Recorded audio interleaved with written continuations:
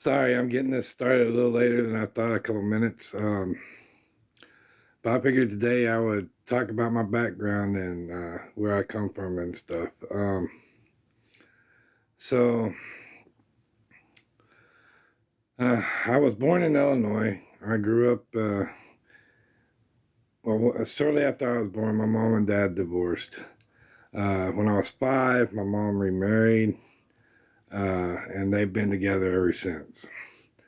I'm 52 years old now, and anyway, until when I was 9, uh, we moved from Illinois to go to Wyoming. But before that, my mom had my brother, which is one of my best friends in the whole world. And and I don't know what I was gonna say. Okay, so when I was 9, we moved to Wyoming. But before that, that's when I found my love for cartoons and comic books and stuff like that. So that's how I got into wanting to become a writer. And when we moved to Wyoming, and then we moved to Montana and back to Wyoming again, during that time, I was kind of starting to get story ideas in my head about where I wanted my superheroes and stuff to do. And that's where I started getting my passion to become wanting to become a writer. Um, After that, we moved to back to Illinois because Dad got laid off for a while, my stepdad, and after that we lived in Illinois for a while. That's where I did my middle school and stuff. And then before I got into high school, we moved to Texas, a place called Palestine, Texas, which by the way, I don't know the dude personally, but David Koresh, the one that was in charge of the Waco incident or whatever, he apparently lived in Palestine at the time, but I'm not for sure who he was or or if I even ever ran into him at all or whatever. I don't know. Um, During that time, I went to high school, and when I was in high school, my story ideas really came to fruition. I used to take a lot of English courses, dabble a little bit in art classes. Um, and then from there, after I went to high school, I went into the Army, which I was stationed in Fort Benning, Georgia for my training. I went to Fort Ord, California, was stationed there for a year, and they disbanded the 7th Infantry Division. So then I went back to Fort Hood for like reclassification and then got stationed in Fort Hood, Texas, which is where I finished my career at. When I got out of the Army, I went into Artesia, New Mexico, which is between Roswell, New Mexico, where the UFO incident supposedly happened, and Carlsbad, where the caverns are and stuff. And from there, I did some college. I actually took a horror writing class and stuff like that. And I got even more story ideas and stuff. But because I was working in the oil fields at the time, I didn't have a lot of time to actually pursue my passion of becoming a writer or anything like that. So I went into kept working the oil fields. My family ended up moving to Michigan, but I stayed there a little longer to continue working because I had a good job at the time. But when I lost that job, I ended up following them to Michigan. So I've lived in Michigan, and then my stepdad got transferred again, and he went to Virginia. But instead of following them, I tried to reconnect with my real dad's side of the family, and I went to Illinois for a while, for a couple of years, and stayed there with some of my family there. And then I finally came to Virginia and joined them there. Kind of been here ever since, but like Me and my brother did attempt once to go to California, which we have family in California, so at the time it wasn't a real big risk for us, but because of situations happened, we ended up homeless in California. And we had jobs, but we didn't have enough money to keep our own place. So we ended up just, me and my brother, we lived in my truck, and we lived in my truck, and basically we were using like the YMCA to take showers, and use and like Starbucks to just hang out in all day if we weren't busy with work. So that way we had a kind of safe environment that we could be in and stuff. So it wasn't real bad, but eventually that job came to an end, and we ended up just coming back to Virginia. We tried to get on as extras in movies and shows and stuff, but for some reason they never really called us for anything. I think it's because we were a little bit overweight, and for being an extra, they don't like people being overweight as an extra in movies and shows and stuff. Um,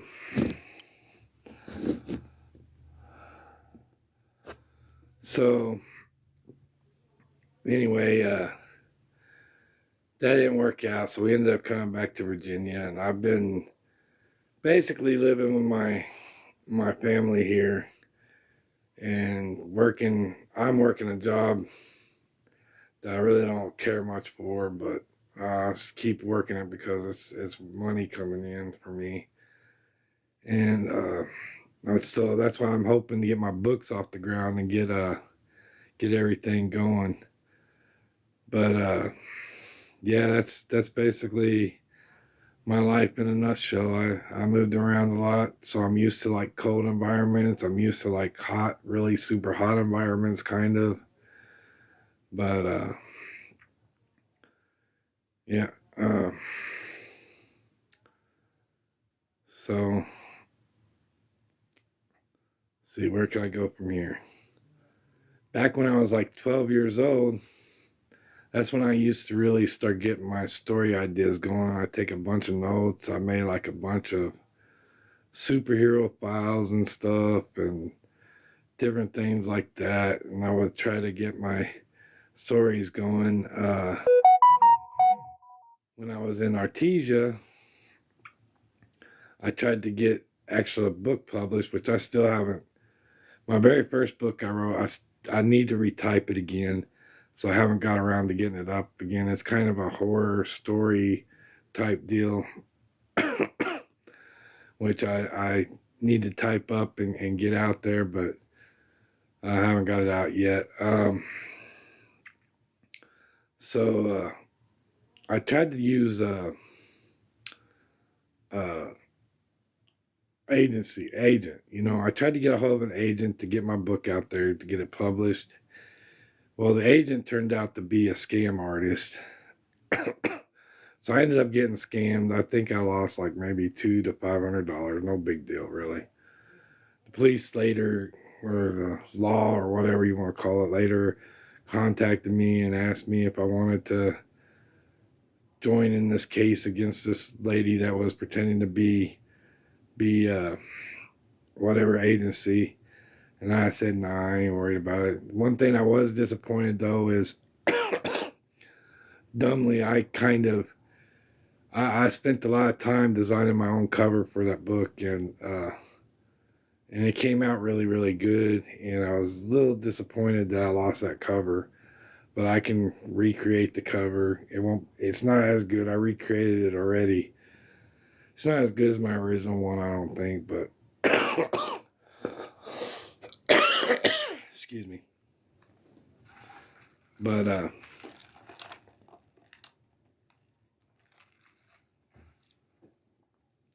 yeah, so that was my first attempt at trying to get an agency. I tried to contact several people before. Finally got to where back in 2018, I uh, I just decided to self-publish, and that's when I tried Amazon.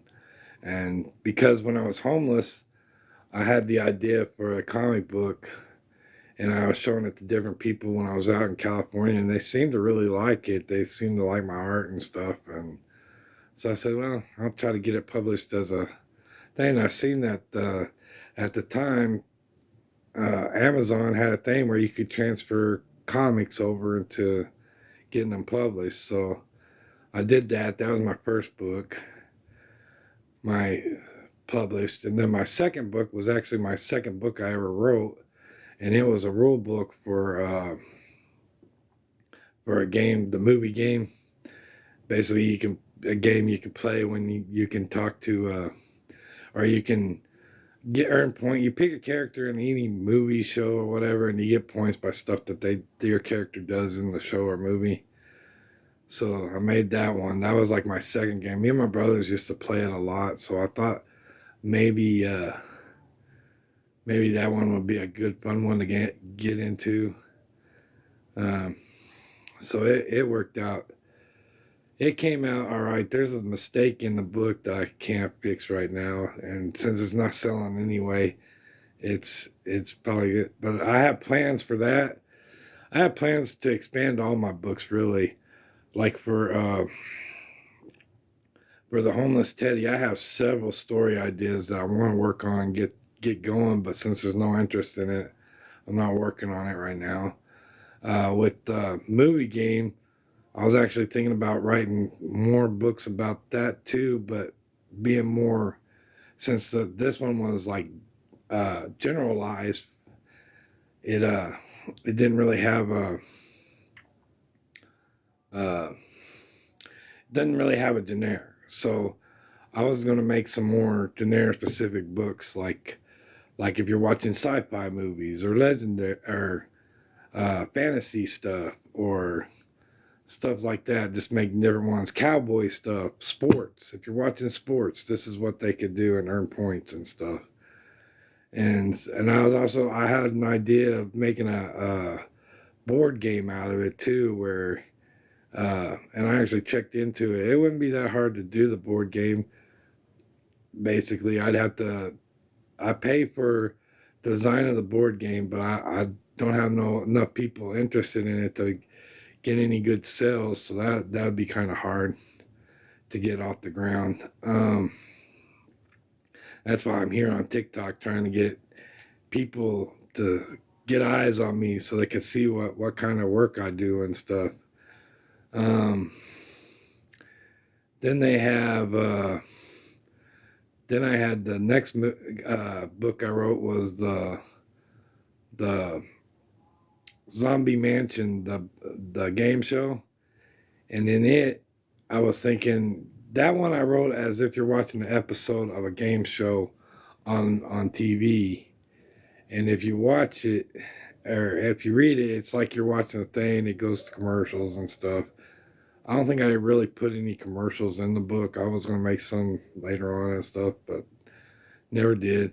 But I was thinking of turning that one into like maybe actual horror movie or rewriting it as an actual long-term TV drama or something. So I was having ideas about how to turn that or as an actual game show, but instead of just being in a rolling dice and stuff, you're actually out there physically doing physical challenges and stuff. I think that would be pretty cool.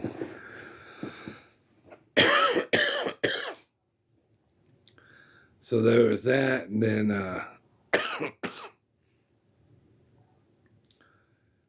my next book, the last book I wrote, is just the starter for a series I was wanting to do called Gigi and Her Mysterious Past.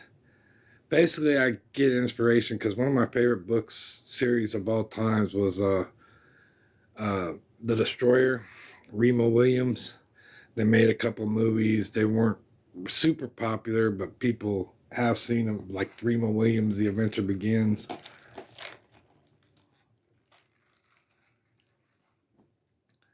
And so I based this character kind of off that concept. But she has the added ability, besides all those super ninja-like skills that Remo had, she also has the ability to physically grab ghosts and banish them from our realm. And I was trying to, since I know love stories are kind of really popular and stuff, I was going to try to turn that into a love story between her and a guy named Tommy Whistler, who's like a ghost hunter, and make a series off of that. So that's where those ideas came from. After that, I have plans for like lots and lots of books, but at the same time, I don't have any money to actually get them off the ground and get sales for them so I can keep them. Because like when I do stuff, I kind of want my own copies of them.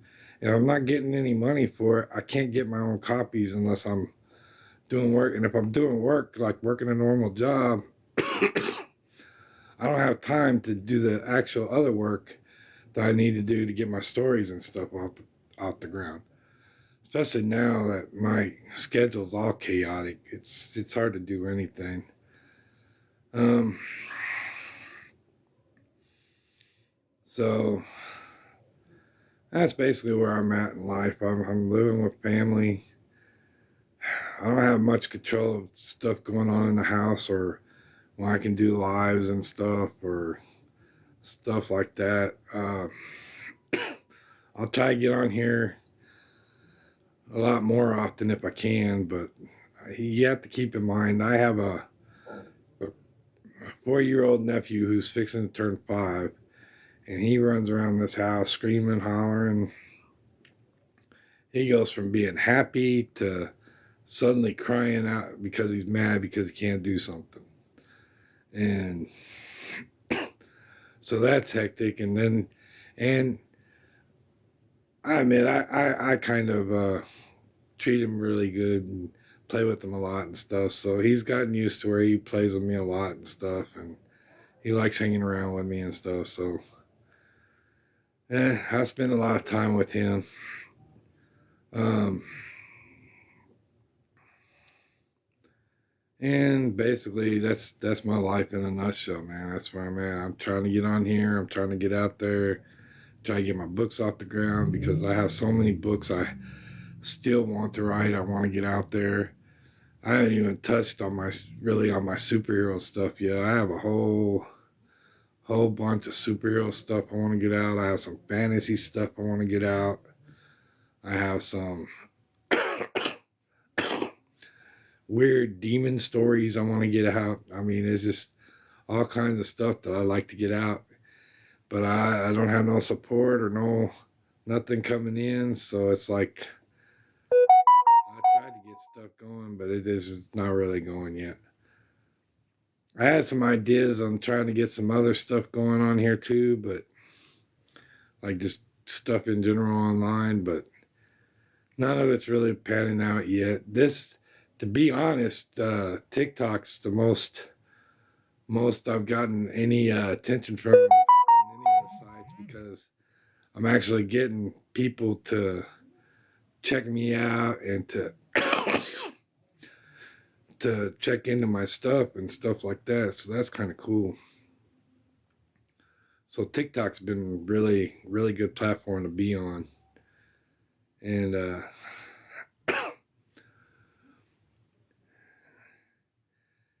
and so this has been a fun ride so far. I've been on here since June. I joined shortly after my birthday. I'm 52 years old, by the way.